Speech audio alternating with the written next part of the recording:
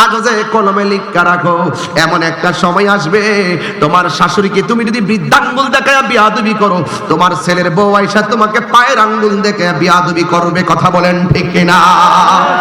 এই জন্য শ্বশুর শাশুড়িকে বলবো, একটা মেয়ে তার বাবার বাড়িতে 20 বছর 18 বছর থাকার পর আপনার বাড়িতে চলে আসে, কিন্তু আপনাদেরকে বলবো এই মেয়েটাকে আপনার নিজের মেয়ের মতো ভালোবাসবেন। আর বউদেরকে বলবো আপনার বাবা মা আপনার বাড়িতে ছিল, এখন নতুন বাড়িতে আপনি এসেছেন, এই শ্বশুর শাশুড়িটাকে আপনি আপন বাবা মায়ের মতো মনে করবেন। শাশুর শাশুড়ি যদি বউ মাকে যদি নিজের মেয়ের মতো আদর করে, আর বউরা যদি শাশুড়িকে নিজের মায়ের মতো সম্মান করে, এই সংসারে কখনো অশান্তি আসতে পারে না। কথা বলেন ঠিক কিনা? আমরা মায়ের সেবা চাই কি চাই না? আরো জোরে চাই কি চাই না?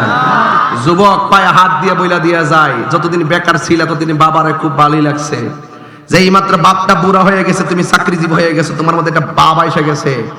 আপনি মনে রাখবেন 10 তলা বিল্ডিং এর মালিক হইতে পারেন, 30 তলা বিল্ডিং এর মালিক হইতে পারেন, বাপ মারে কষ্ট দিয়া যত কোটিপতি হন না কেন, খাইলে পেট ভরতে পারবেন, 2 দিন পরে পরে ইডা হইব হিডা হইব, কিন্তু মনের শান্তি কখনো পাবেন না।